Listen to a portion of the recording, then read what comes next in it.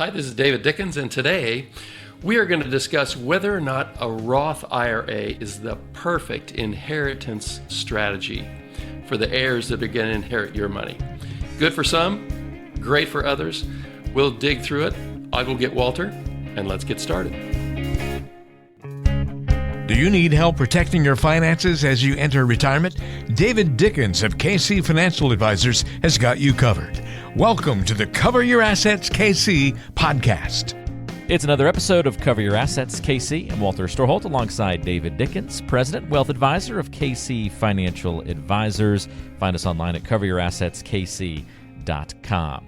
David is a man of his word, and he teased on the last episode that we'd be diving into this topic of inheritance strategies and specifically using Roth IRAs as a part of that goal. And I'm interested in the discussion today on all of that, David. But before we dive into the nitty and gritty, what's going on in life? How are things treating you this summer? Things are really good. It's beautiful. We're having really nice weather in Kansas City. I did spend 4th of July down in Dallas with grandsons and daughter and son-in-law, and a Minneapolis daughter came down with her husband, so we had a nice, but it was pretty hot, Walter, I will say. Imagine. Did you guys get out of there before the hurricane came through and kind of caused some issues? I know that was more of a Houston thing, but I imagine it still had some impacts up that way, maybe a little bit. Yeah, we got out of there before that, but it was kind of a dusting in the Dallas area, so even had we been there, we wouldn't have been too worried about it. Now I understand, speaking of heat, that you got a little heat coming your way out in Colorado. Woo! I'm looking at the temperatures right now, and upper 90s. Okay, you get a few of those days here and there. But Friday, Saturday, and Sunday of this particular week here, right after the 4th of July weekend, this upcoming weekend after the release of this episode, 101, 102, and 104. Wow, that sounds like record temperatures. Yes, 3 days in a row. I think they said that Denver may set, using that as like the official marker. I think 105 would set the record, so we're flirting with that. Amazing. Yeah. But as I recall from my summers spent in Colorado as a kid, almost regardless of how hot it gets during the day, it gets pretty nice at night. Yeah, so those same days, the lows are 61, 61, and 65. We'll take that. Beautiful. Boy, I tell you what, it doesn't hardly matter how hot it gets during the day. If you get down to 60 at night, you're feeling pretty good. Man, when we talked about the trip I took to Vietnam earlier this year, and that was where it was 100 at night, or 100 during the day, and like 90 at night, and it's like just no break from it, It's no good. That's why I gave up camping in Missouri and Kansas in the summer, because you just lay in that tent at night, and it's like 80 and humid, and you're thinking, what am I doing here? Why am I torturing myself? Yeah.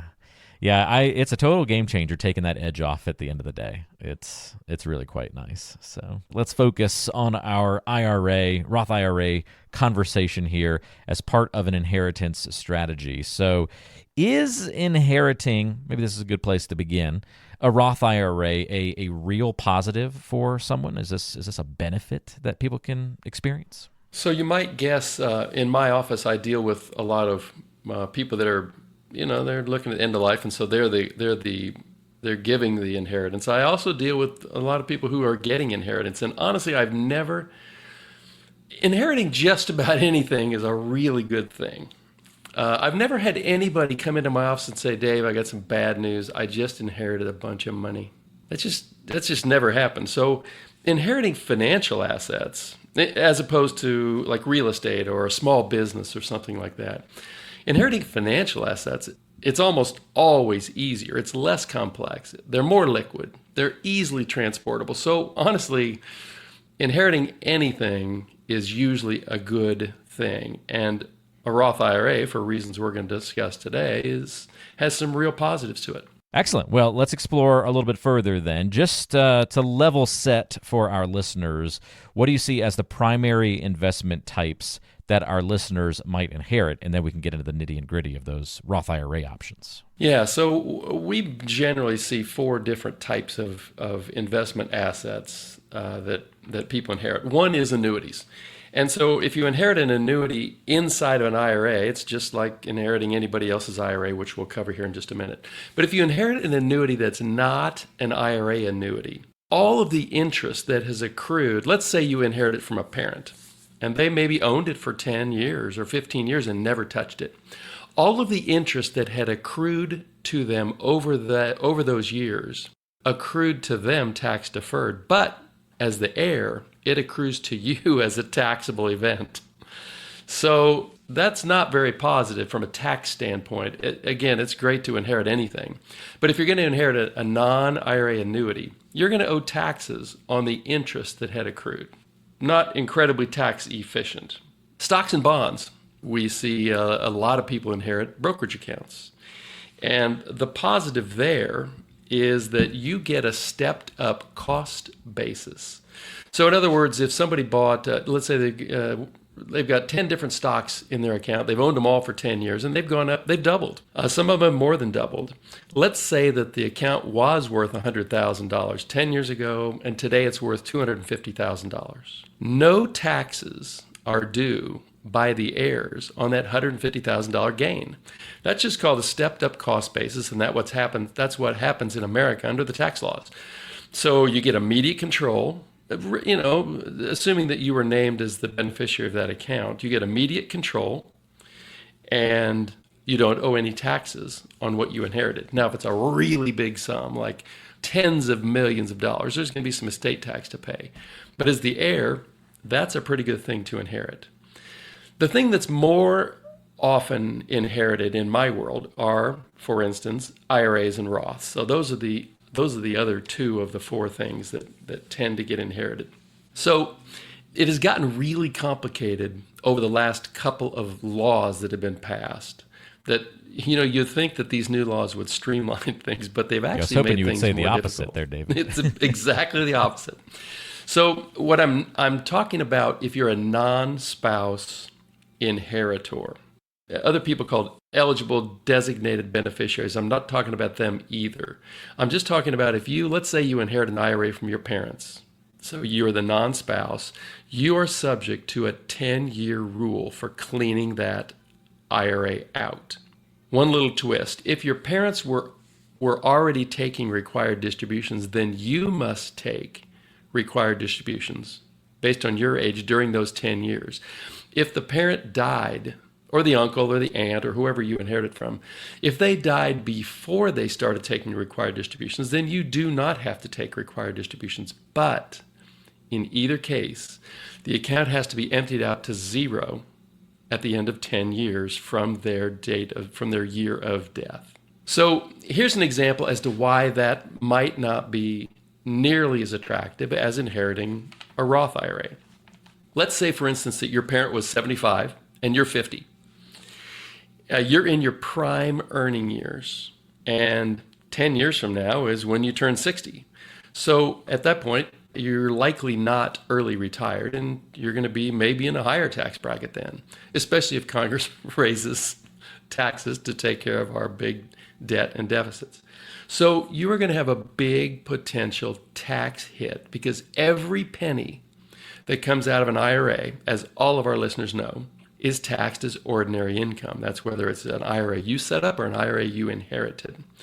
So one positive that could come out of that, let's say, for instance, the exact same 75-year-old parent and the 50-year-old child, but the inheritor, the heir, the child, maybe when they inherited this money, they're between jobs. Or maybe they got downsized and laid off. Or maybe they're already early retired. Well, that could be a good time to inherit an IRA because your tax bracket is temporarily low.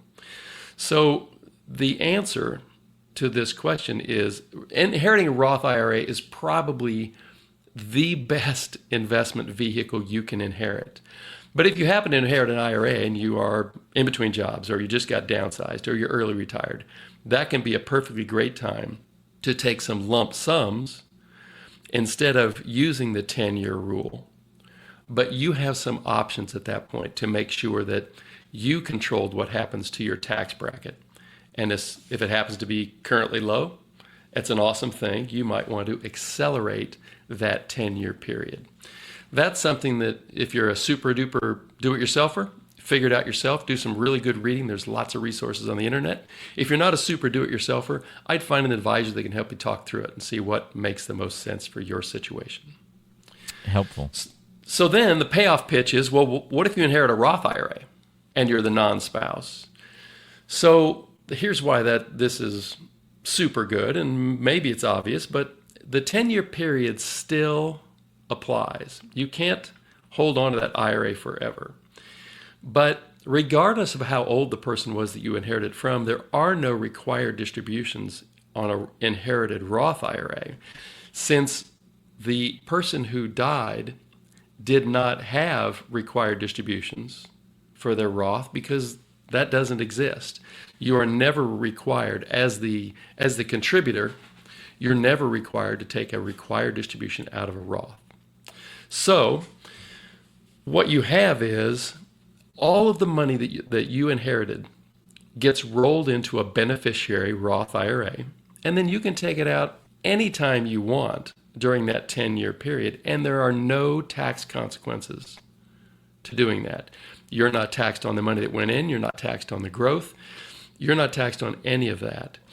The only quirk to that is if that Roth IRA was opened less than 5 years before the death of the person you inherited it from, then the interest, and then you withdraw money within that first 5-year period of when they opened the account. If you remove interest or growth, that will be taxable and have a penalty. The good news is that in accounting lingo, there's a first in, first out rule, and that applies to Roth IRAs as well. So let's just say that the person you inherited from had maybe they did a Roth conversion 3 years ago, and they put $100,000 into that Roth, and you inherited the whole thing. And the $100,000 has now grown to $110,000. In the remaining 2 years, which they opened it 3 years ago, you just inherited it. So to complete the 5-year waiting period, you have 2 more years. In that first 2 years where you are the inheritor, you can take out the entire $100,000 that they started the account with and pay no taxes. But if you take the $10,000 of growth interest, that's where the tax and the penalties apply. So inheriting a Roth is an awesome thing because there are no taxes, and you don't really care about the 10-year waiting period because it's not going to affect your tax bracket as the person who inherited that account. Helpful to get those different perspectives on those various items that can be inherited, David, and the differences between them and the impacts that could carry through. So I guess the ultimate question is, if we're looking at some of these positives of the Roth IRA option, should older parents go ahead and do Roth conversions to benefit their children's inheritance? And that's where I've had some pretty funny conversations in my office.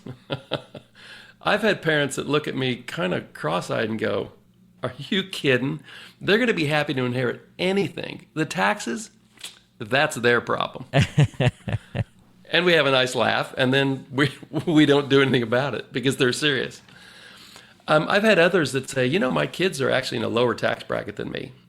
Or a couple of my kids are in a lower tax bracket. And then what we usually do is say, well, let's have the lower tax bracket kids inherit your IRAs, and your higher tax bracket kids inherit your Roth. Oh. And then we try to do whatever calculations we can do to try to make those even, if that's their wish. So those are 2 scenarios I've come across. And then the third that I've actually helped people do is when they say, I'm not actually going to need any of this money, and my kids are high earners, so I'm going to do some Roth conversions over the coming years, just in case tax rates do go up in the future, or my kids' tax rates remain higher. So these people, let's just say that they are 70 or 75. Well, they could live another 10, 12, 15 years. And who knows what tax brackets are going to be when they die and their kids inherit these accounts.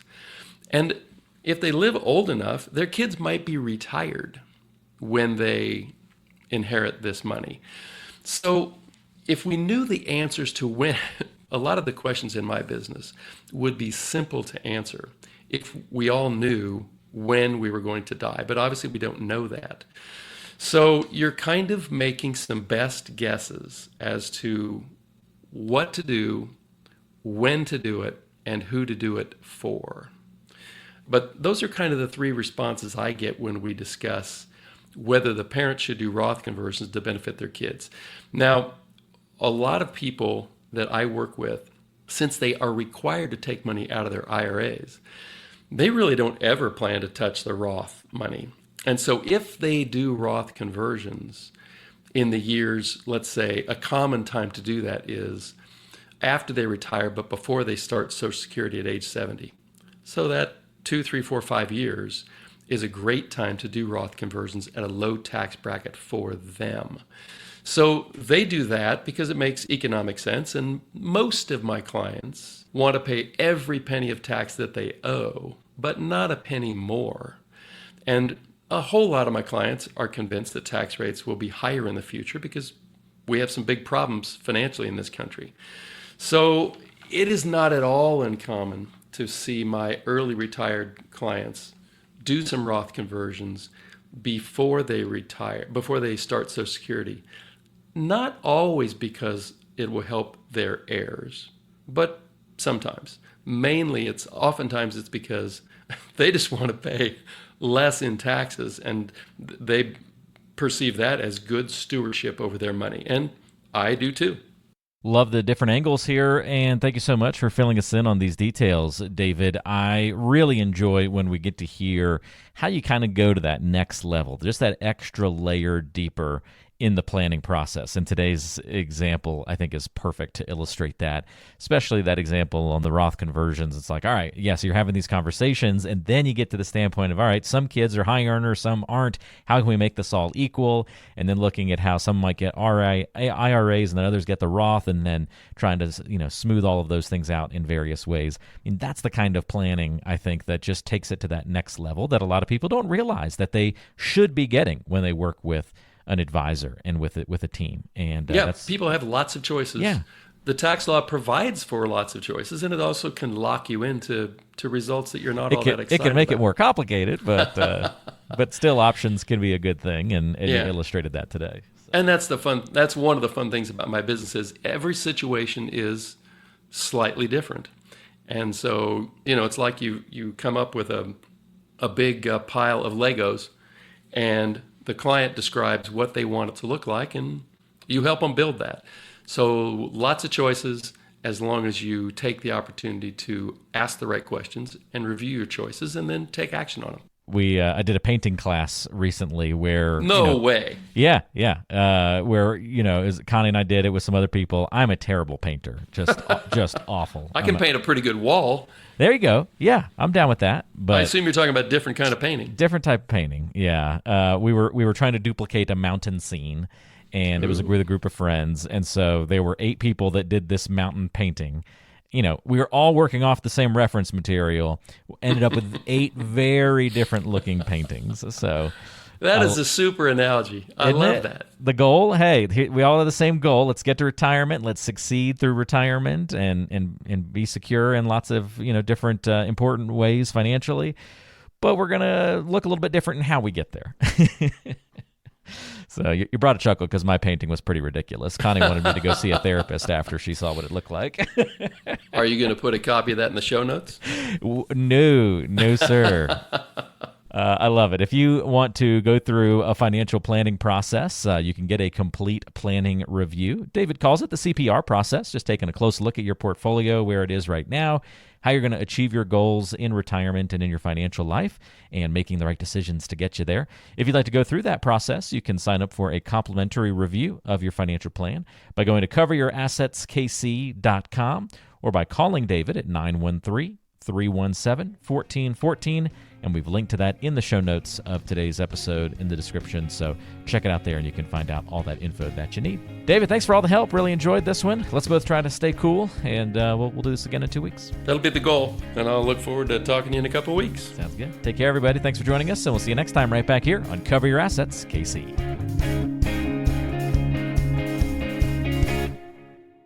Advisory services offered through Creative One Wealth, LLC, an investment advisor. KC Financial Advisors and Creative One Wealth, LLC are not affiliated. We are an independent financial services firm helping individuals create retirement strategies using a variety of insurance products to custom suit their needs and objectives. The information and opinions contained in this program have been obtained from sources believed to be reliable, but accuracy and completeness cannot be guaranteed. They are given for informational purposes only and are not a solicitation to buy or sell any of the products mentioned. The information is not intended to be used as the sole basis for financial decisions, nor should it be construed as advice designed to meet the particular needs of an individual situation. This material has been provided by a licensed insurance professional for informational and educational purposes only and is not endorsed or affiliated with the Social Security Administration or any government agency. It is not intended to provide and should not be relied upon for accounting, legal, tax, or investment advice.